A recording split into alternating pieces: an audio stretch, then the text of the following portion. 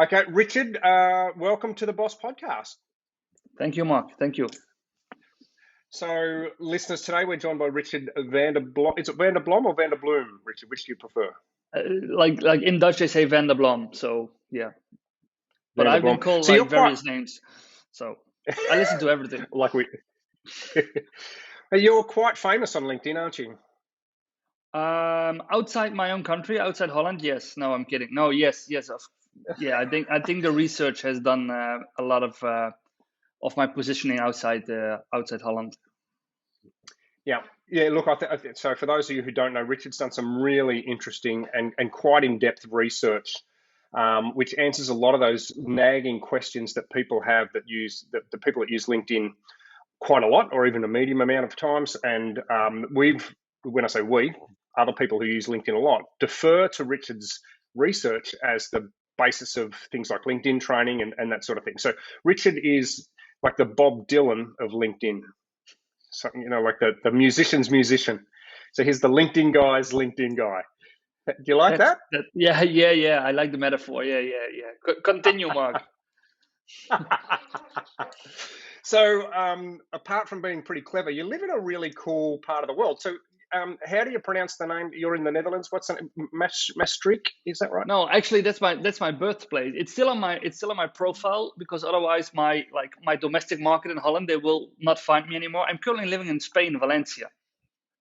Oh, okay, So that's much more I interesting. went down about 2,000 kilometers before. Like now in Holland, it's about -1. In Valencia, it's 20 degrees. So that's Celsius. So that's more like it. Much smarter. Yeah, Yeah. very good. Yeah. So, when I was doing some research, I thought, oh, where is this town? And I realized it was only about 15 kilometers from Liège. Yeah, definitely. Yeah, we used to live in the south part of Holland. It's a really nice area because in 15 minutes you pass the Belgian frontier, so you're in Liège. And if you go 20 minutes to the other side, you enter Germany and you're in the city of Aachen. And those three cities, they're Roman cities, all three of them. So it's very nice to be there. Yeah, it's beautiful. I've been there a couple of times. I actually really like it. Yep. So I'm ex-army, so I'm a bit of a military buff, and of course, there were some really significant battles around that area. I think In the Liège was, Ardennes. Yeah, definitely. yeah, Yeah. and the Ardennes, yeah, and I'm also a cycling fan, so Liège, Bastogne-Liège is one of the best Yes. races. Yes. Do you know the Amstel Gold Race then? Because in Maastricht, Yes, it's the Amstel Gold Race. It's from that region. So we have a lot of cycle tours there. Yeah. It's the only hills yeah, we it's have in really, Holland. It's like 300 meters. That's the highest hill we have in Holland. So, yeah. yeah, but it's still a pretty tough race. By the time they finish, they've done lots and lots of climbing, lots of hills. Yeah, Yeah, yeah, so definitely. yeah, we've probably just lost half our audience because they don't understand what we're talking about. But anyway, you're not there. You're in Spain instead, which is Yeah. which is fantastic. Okay, good stuff. Um, so you've done a bunch of research, Richard, and I wanted to talk to you a little bit about that. But let's start with a post I saw you put up. I think it was yesterday when you were talking about what happens if you post too often, or what the optimal frequency of posting is. And this is a hmm question that I get quite a lot. So I'm really interested in what you've been able to find out and how you found out. Can you share some information with that? Yeah, of course. The reason why we did the research was that, and you probably recognize this, in my trainings, a lot of salespeople, they are already like glad if they can produce like 1 or 2 posts a week. Okay, so that's like for them it's not a topic. But on the other side, we have like very enthusiastic salespeople and they like share stuff from the company page. They create their own stuff. They have like subscriptions to like online magazines, and they post the URLs of this. So those are the people that, for example, post like 2 or maybe 3 times a day. And I myself did it sometimes. I posted something in the morning, then I saw an article in the afternoon. I said, okay, let's post that as well. And then I saw a serious drop in the engagement and views on my morning posts. So that's when I thought, okay, let's do some research, because more and more people said, if I post multiple times a day, it's not that, for example, if I have an average reach of 5,000, it's not if whenever I publish like 3 times a day that I reach like 3 times 5,000. It's more like accumulated 5,000. So what happens there? So we did a research, and what we did, we posted like 3 same format posts. So we had 3 text posts with a single image. Okay, so there's no external link, no video, no document, just a text post with an image. And in this research, on average, this post, if we would post it, let's say at noon, then in 24 hours, this will reach an average like 10,000 views, okay? Now, what we did, we posted again noon, 4 hours later, we posted another post. So this is the second post within 4 hours. And what we saw is that it must have to do something with the algorithm, because LinkedIn, whenever you post something new, they want to test with it, like a test panel, your first organic batch, they want to test that new piece of content. Now, what happens in order to test that new piece of content, they like almost delete your morning post from the feed. So they only show one post, which is the most recent post. So this like really kills the views on the morning post. Now, what we saw, if you like post 2 times within 24 hours, is that accumulated, they will only reach about 70%. So 7,000 views for the both of them. While if you post once, 10,000 views. Again, average in this research. Then we did another experiment and we posted again 4 hours later. So we had a morning post, 4 hours later, second, and again 4 hours later, third post. And then you could see that accumulated to these posts won't even reach 60% of the views. The third posts didn't reach 200 views, which, for example, in my network, it's like ridiculous because I have like 17,000 followers. So if we post a third post on a day that won't even reach 200 views, there must be something wrong. Like LinkedIn is not showing the post in the time feed, okay? So based on the research and based on what we thought before, it must be that LinkedIn values that you're active, but reduces the like visibility of oversharers, because they actually want to have a single post in the timeline. If you scroll through your timeline, Mark, it's very rare that you see a second post of the same network contact in your feed, because they only want to show like one post a person. So that's what happened more or less. Yeah, so I would have thought at the very worst it would have taken those 10,000 views and divided it by 3, but you're saying you're actually penalized. Yeah. With the 3 posts, we were accumulated 24 hours. We were on, I think, about 5,800 views. So this is like not even 60%. So what do you think about, is 24, so we post once every 2 days? Like, would we get 20,000 views if we, like, does that extrapolate out? It makes sense that way? Or? Yeah, we're currently investigating what the same post does after like 24 hours, 48 hours, 72 hours, and maybe after a week, because we have seen that based on dwell time, which has been implemented in the LinkedIn algorithm, I think it was March, April last year. Now, what you see normally is your post takes off in the first day. And if it's a good performance, then it will take for 2-3 days, it will get engagement, then it drops. And we now saw that after a week, you get a little hiccup again. So it revitalizes a bit, like 20%. Okay. So that's why we are still looking what is the impact if we like track the post even further than a week. And another interesting thing is that I always advise people, if you have a well-performing post, so if you get a lot of views, you get a lot of engagement, don't post anything new unless you know that this new piece of content will also be like sky high, okay? So for example, when I posted the research of the algorithm, I didn't make a new post for a week. Did I have good content? Yes, but I just didn't want to kill my engagement on this post that was still well performing. And on the other hand, Mark, if you have, for example, you make a morning post and after 4 hours you see that the views are like lagging, so it's not performing, there is no problem whatsoever to do a second post, because whenever you do the second post, it will like kill the first post. But if it hasn't taken off, there's no harm, okay? And then you can see that the second post might take off in the afternoon. But then again, don't post anything new. So just actually the frequency, it's looking on the performance of your own post. If something is not performing well, go ahead, make a new post. But if something is performing well, you might reconsider posting like too often or too fast after the first post. Yeah. Okay, look, it's really interesting, and I think you've just answered a lot of people's questions. So I know that's, there's some serious doubt about what works and what doesn't work. So Richard, what is it that you do professionally, and who do you help? So how do you come to these I mean, obviously you spend a lot of time on LinkedIn. You're a LinkedIn expert. You help people use LinkedIn to drive business, I assume. Give us a little bit of a background about who it is that you help and a bit about your business, please. Yeah, I started my business in 2009. Actually, I was the first person in Holland to start a business where I would provide like LinkedIn training. And mind you, 2009, it was more like, what is LinkedIn? It was not how can I use LinkedIn for lead generation, but just simple, tell me what it is, you know? And then in 2012, we started like this strategical part of our company where we would like advise companies how to use LinkedIn for marketing, sales, and even recruitment.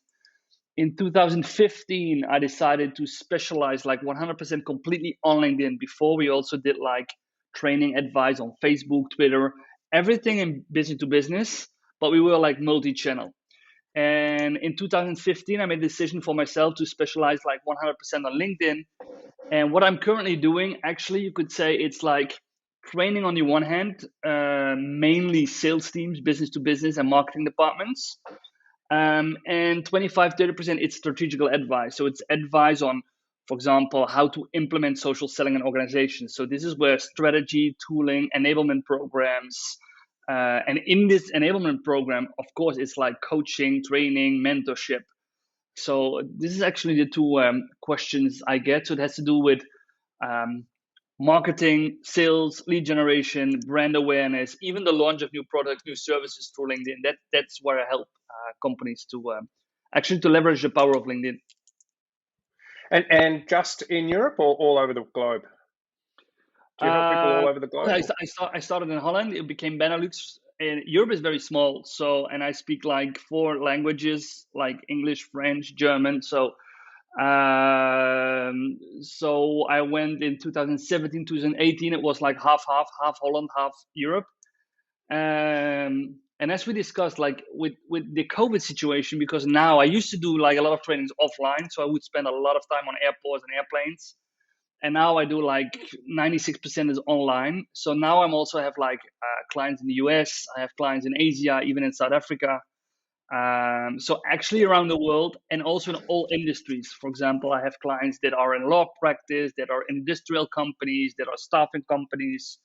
And I like that. I like the diverse type of clients, diverse type of question challenges.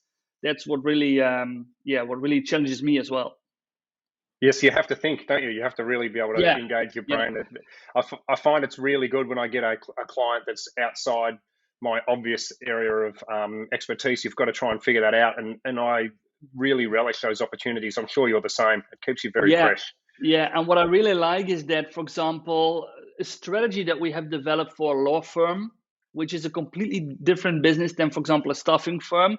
If you translate it to staffing, it might work as well with the staffing. So it's like you learn from all different challenges and different industries. So you become very creative in like your solutions for your clients as well. Hmm. And for those who aren't aware, I'll post a link to the pieces of research. I think you've got 3 main pieces of research, 2019, 2020, and then a smaller piece about Yeah, mobile. yeah, Yep. So I'll post the 3 of those in our show notes. So yeah. if anybody has not looked at because I mean, literally, there's 20 good points in each of those. You know what I mean? Like we could spend 3 days talking about those, and we won't. But You know, well, it's actually, really. yeah, I agree. I did the research in 2019. I did it in summer because in summer, like in a normal year, summer is where I have like time enough to do all the things because then everybody's on holiday and summer holiday in Europe, and I could not provide like in company training. So I started the research first time in August 2019. I launched it without any expectations, and then it became like massive. I think it was a post with 1.2 million views. It was downloaded from a website 12,000 times. And then just like half a year later, I got questions from clients, but also from my network. When are you going to do it in your research? And it wasn't my intention to do it on an annual base. But then again, I thought like last year, September, okay, why not? So we do the second one. And actually, it has been better because now you can look back to what happened last year. How does it change? And the small research about mobile versus laptop was actually also based on 2 questions from clients. They said, hey, we see different things on mobile than on laptop. Is that true? So that's why I posed the questions to my research team. And they came up again with some great conclusions. Mm. Yeah, so and look, we're so grateful to have you and your team with the ability to be able to do this level of research, because most of us just don't have that capacity. And I'm not talking about 10 people working for it. I just don't have the mental capacity to be able to break that down. You've obviously got a really thorough brain that breaks things down into details, and so you're the absolute benchmark when it comes to that stuff. That's fantastic. Can I ask you quickly one question? Myth or truth? At any time, was posting the link in the comments a thing? Remember, like, don't post that. We used to say, don't post the link into the In the main body. part of the Mhm. into the body of the post. Was that ever a thing, or was it just a myth? I think it did mislead the algorithm. I think it did, because LinkedIn algorithm, it's known, even LinkedIn confirmed it, that the algorithm was only looking at the body and not into the comments. So yes, it did. I personally never did it. Two disadvantages. First one, if you get a lot of engagement, the first comment will not be the link anymore. It will like be the most relevant or the one that gets the most engagement. So I wonder if I have like this great piece of content with an external link and I put it in the comments, how frustrating would it be for my like followers to like they need to do like 3 additional clicks to find somewhere the link, and with every click you lose about a certain amount of percentage of people that just don't bother anymore. And the second thing, I've seen it so much with my clients, then they did like even on company pages said, okay, like the link in the first comment, and then their employees started to share the post. But if you share the post, the comment doesn't come with the share. So then they have this post. Obviously, they were not aware of it. So it says like, okay, this is a great piece of content. See the first link, and there's no comment. So this looks really silly. It looks really like not professional. So this is the biggest two disadvantages. The thing that Yep, still yep. So works, the thing that still works with regards to the algorithm, it's actually real like taking a piss on the algorithm actually is to make your post and edit your post in the first 3 seconds and then put a link after editing it. Because once again, once you publish, the algorithm looks at it, and if you edit it like a few seconds later and put a link in there, it's not, the algorithm will not see it. But I'm now on a page where I know that if I have a good piece of content and I have like a good external website, I just post it in the body. yep. Yeah, it makes sense now, but a lot of us were doing that wrong for a long time. So, so Richard, we've got a lot of sales people and business development people, that sort of thing, that listen to this podcast. I Mm-hmm. think you've got a couple of really cool strategies that you'd like to share. Could we investigate that a little bit? So, I think, what do you call, convert with content is one of your plays. Is that right? Do you want to share a little bit Yeah, about yeah, that? yeah. I can share with you. We call it like this 3-step method. Mm-hmm. Um, so you probably recognize this. You have Sales Navigator, or maybe you don't have Sales Navigator, but at any point you find that you can reach out on a relevant like with a relevant message to your prospect, to your potential client. So you send this message, and based on statistics, not mine, but LinkedIn, if you mention, for example, the words like meeting, appointment, demo in your invitation, the acceptance rate drops with 90%. Okay, so first thing, if you reach out to a client, you're not selling, you don't have any trust, there's no loyalty, so don't talk about your business, but talk about the mutualities, talk about your added value. So, for example, I would reach out to a sales director with a message like, hey, Mark, I've seen you are working in sales like I am. I regularly share my vision on social selling on LinkedIn. Maybe this is of your interest. Let's connect. So I say, I have valuable content which could help you with your challenges. I get an acceptance rate of 70-75% on that one. So this is like really high because I don't know the people. Or I say, hey, Mark, I just saw your latest article on this topic. Really interesting from my point of view, like social selling point of view. I would like to connect. Okay. So again, 70-75%. Then when your potential client accepts, a lot of salespeople, in my training, about 80%, they just skip anything about loyalty or trust, and they pitch in the second message, and they go like, hey, thank you for accepting, we have this great product, I wonder if you have time. And then I can say no, because he accepted but there's no trust. So what you need to have, second step, you need to have a valuable piece of content, preferably not available on your website. Because I see these salespeople say, hey, we have this great like white paper or ebook. I would like to have you because it's packed with insights. But then again, if it's for free on your website, it's for anybody to have. So make it exclusive, okay? So I work with clients, and this is where marketing comes in, because if I work with clients, I ask marketing to create content that is exclusively for sales. It's not yet on the website, and sales can use it for several weeks before it will be on the website. So the second message, more or less like, hey, Mark, thanks for accepting. We have made this benchmark about the status of social selling in Australia or in Europe, and we see that our clients value it a lot. Let me know if you want to have a copy, yes or no. This is very important. Don't send it because Yes. people have not asked for it. Don't send it because you will be pushing. Now, if you ask the question, just let me know if you would like to have it, yes or no, then two things can happen. That's obvious. First, people are not going, no, three things. First, people are not going to respond to your message.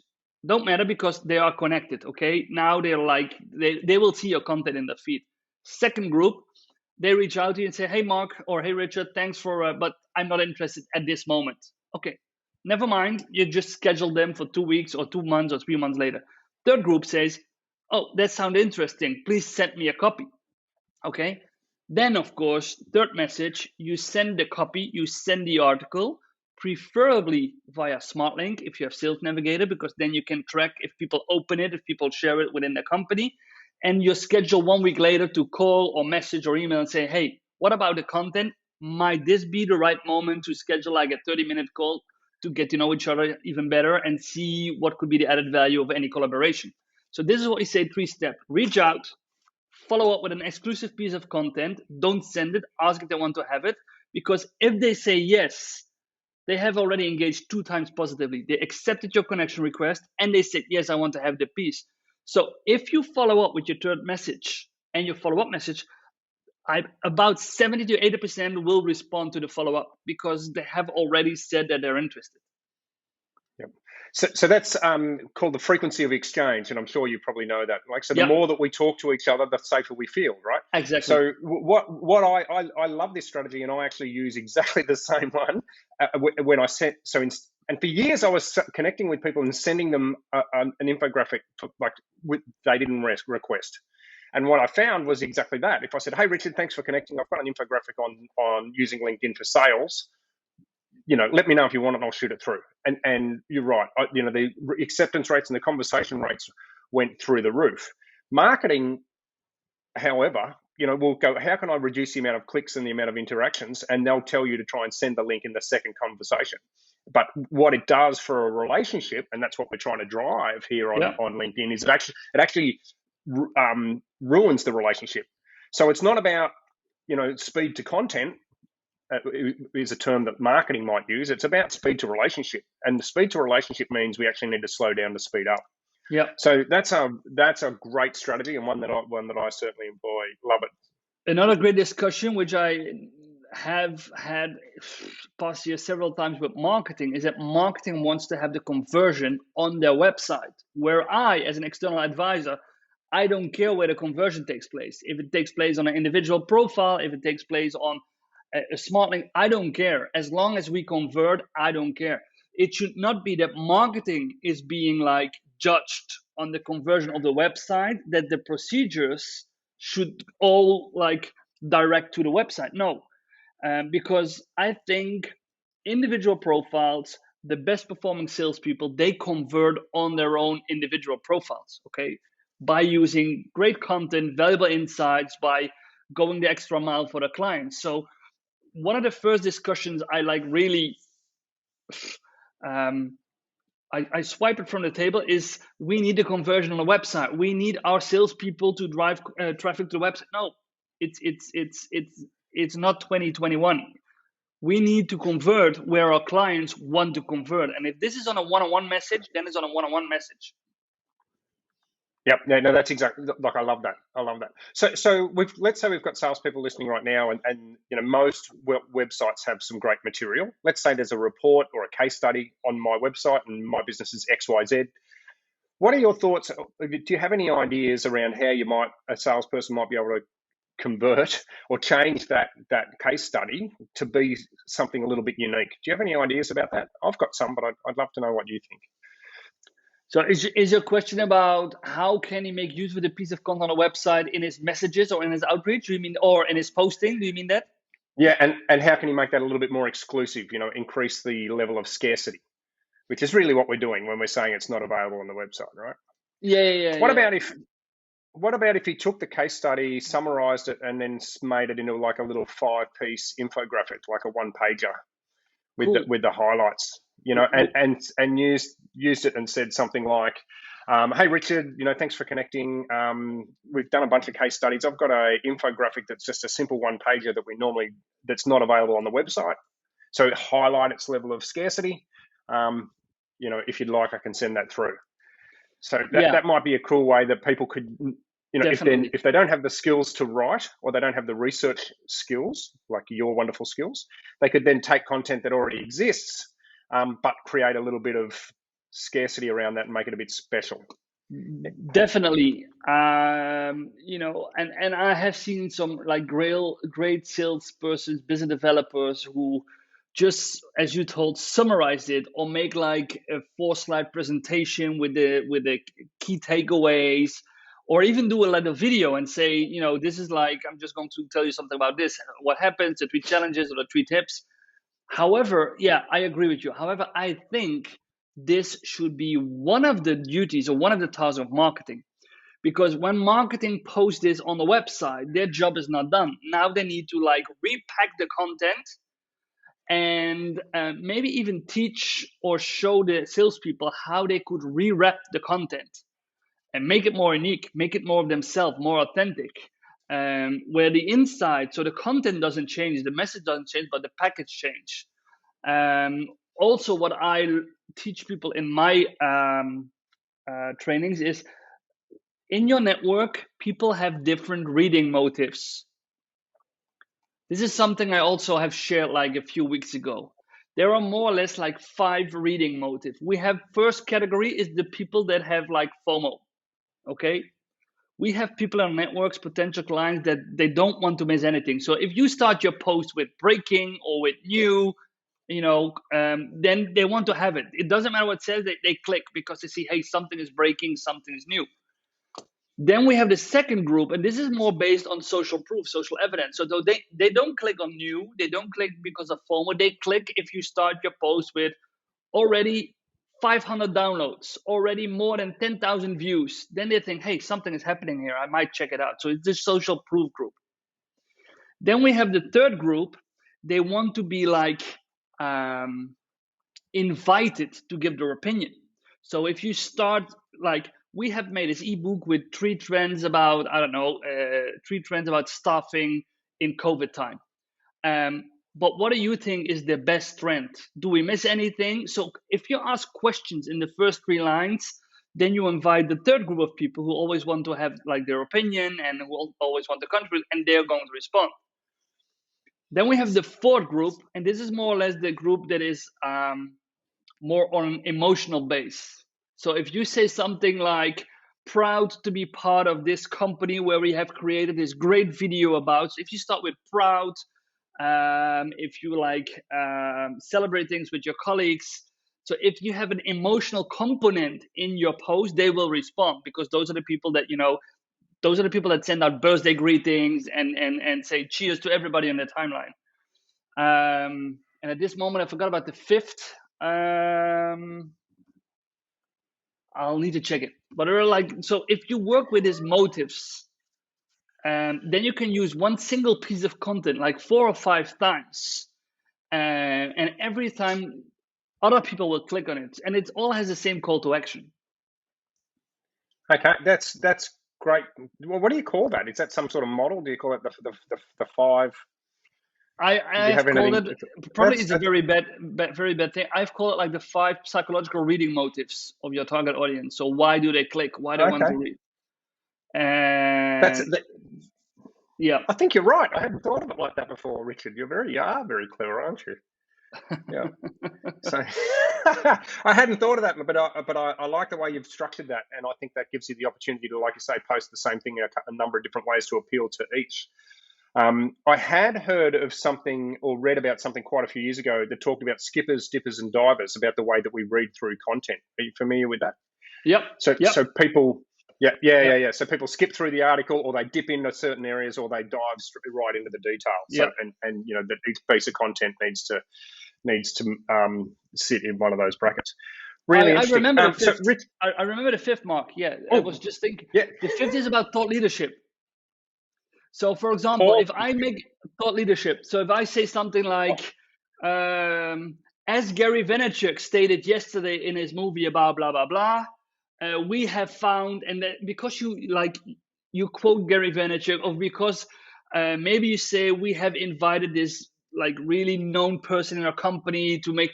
It's about thought leadership. If they see like peers, if they see people they want to follow in your posts, they engage or they click. okay, that's a there's a couple of really good takeaways in this episode, Richard. You're a real guru. This is fantastic. That's why you invited So, me, no, Mark? yeah, absolutely. I knew what I was doing. Yeah. Look, mate, I want to let you go. How are you open to connecting with people from Australia, New Zealand, from Yeah, of Asia? course.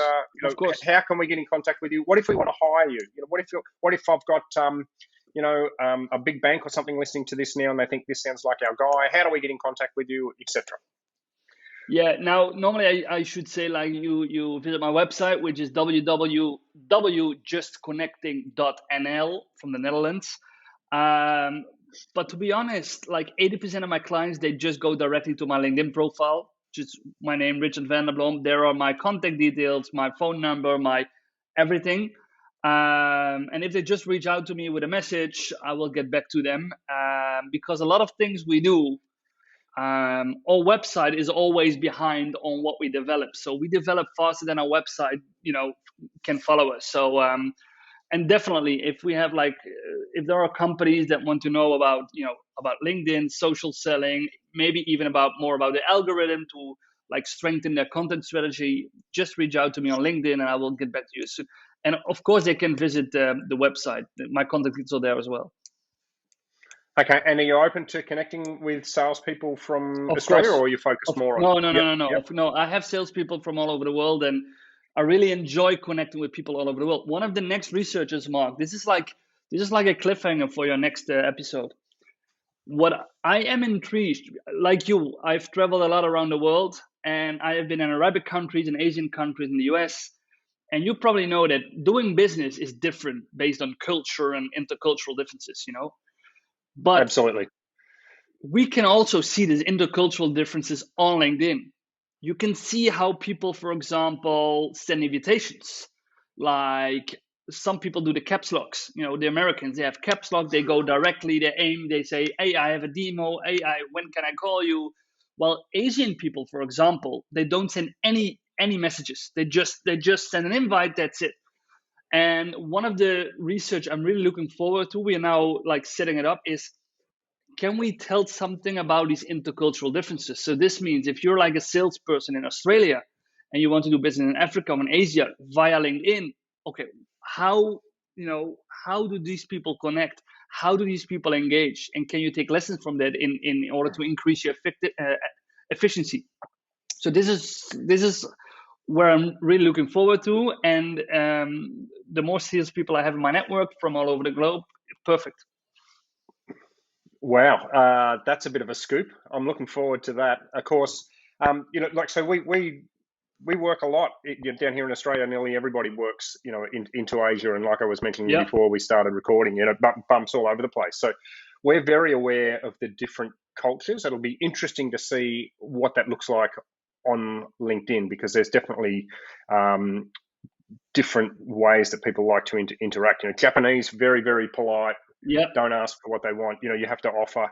And you're just saying it there, and I'm just wondering, in some of these Asian countries, not accepting a LinkedIn connection is probably a bit of an insult.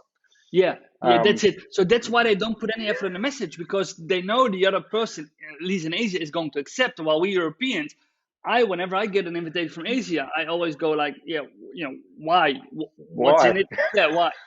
And another thing, when I moved from Holland, in Holland we are very direct. It's more like almost like the Americans of Europe. We are very direct. We could be very blunt, okay?